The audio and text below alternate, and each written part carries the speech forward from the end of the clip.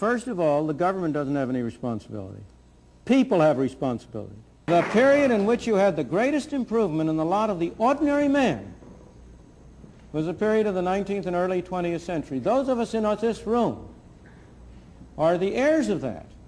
The minimum wage rate is the most anti-Negro law on the books. Have I ever been where? Welfare or poor. I have, sir. Of course, more so than most of the people in this room.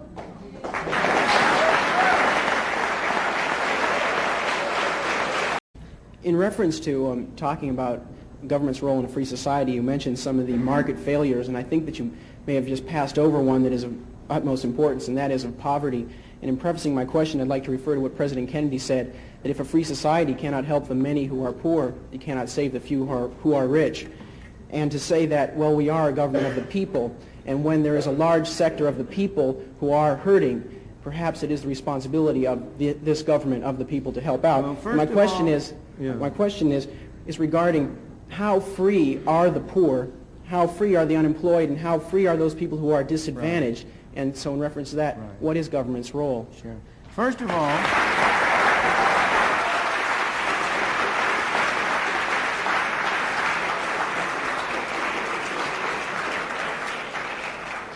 I'm glad to see one vote for the poor. First of all, the government doesn't have any responsibility. People have responsibility. This building doesn't have responsibility. You and I have responsibility. People have responsibility. Second, the question is, how can we as people exercise our responsibility toward our fellow man most effectively? That's the problem. So far as poverty is concerned, there has never in history been a more effective machine for eliminating poverty than the free enterprise system and the free market. The period in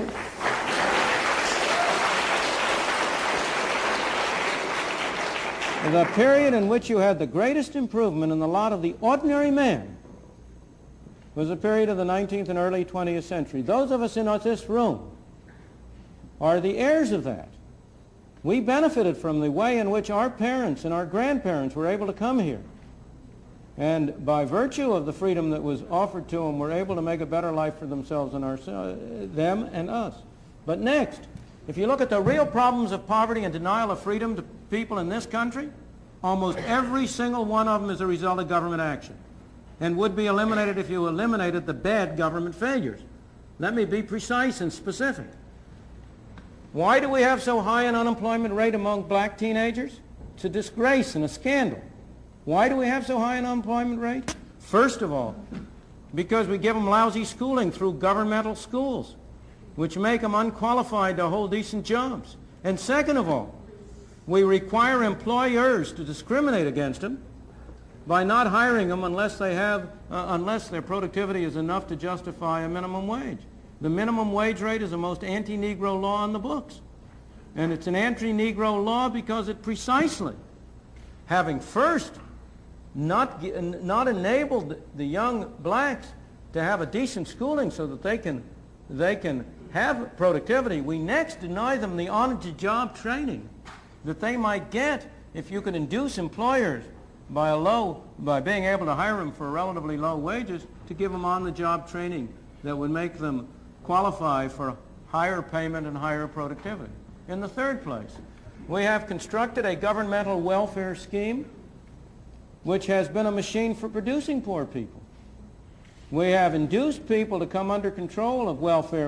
I'm not blaming the people, don't misunderstand me. It's our fault for constructing so perverse and so ill-shaped a monster as the whole set of welfare programs we have under which we encourage people, families to break up. We encourage people to move from one part of the country and come to another, under which we have, in effect, made many people poor.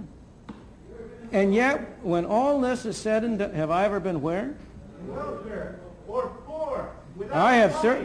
Of course, more so than most of the people in this room.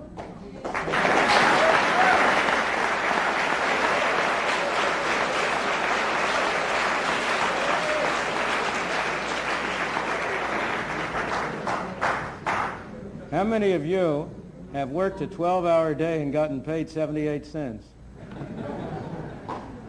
But let me go back to but you know, that's all irrelevant. Is there one of you who is going to say that you don't want a doctor to treat you for cancer unless he himself has had cancer?